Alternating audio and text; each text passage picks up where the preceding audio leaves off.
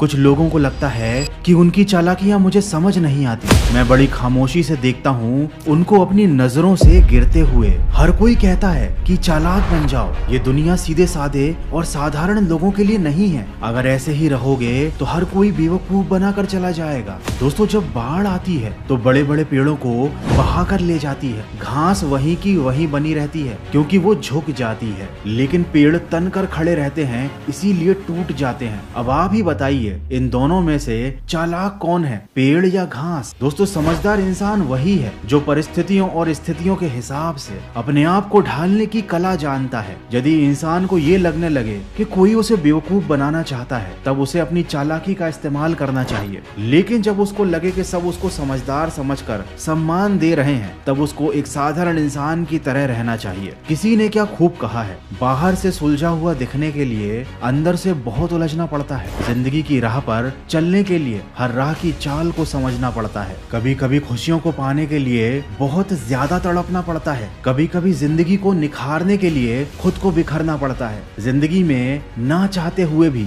कभी कभी अपनों से बिछड़ना पड़ता है। सफल होने के लिए सिर्फ बातों से नहीं बल्कि रातों से लड़ना पड़ता है। दोस्तों, दुनियादारी सीखने के लिए चालाक नहीं सिर्फ समझदार बनने की आवश्यकता है। आप लोगों को परखना सीख जाओ। आपने जिससे एक बार धोखा खा लिया या जिस वजह से धोखा खा लिया, वहां से आप एक सीख ले लो। आपको सारी दुनियादारी खुद ब खुद आ जाएगी। लेकिन अगर आप बेवकूफों की तरह वही गलतियां बार बार दोहराते हो, उन लोगों पर बार बार विश्वास कर लेते हो जो तुम्हें बार बार धोखा देते हैं, तो तुम ना ही चालाक हो और ना ही समझदार। देखो, जब भी किसी को हम अपना मानते हैं, उस पर अंधा विश्वास करने लगते हैं, तो उससे धोखा खाने की संभावना बहुत बढ़ जाती है। हमें समझना पड़ेगा कि गलती और धोखे में एक बड़ा फर्क होता है, और इस फर्क को आप जितनी जल्दी समझ लो उतना ज्यादा बेहतर है। क्योंकि किसी इंसान के द्वारा की गई गलतियों को माफ किया जा सकता है, लेकिन अगर उसने धोखा दिया है तो उसे कभी भी माफ नहीं करना चाहिए। लोग नहीं समझते, लेकिन सबसे बड़ा कड़वा सच जीवन का तो ये है कि सफल होने के लिए चालाकी नहीं बल्कि खुद पर विजय प्राप्त करने की आवश्यकता होती है। कहते हैं कि नींद और निंदा पर जिसने विजय प्राप्त कर ली,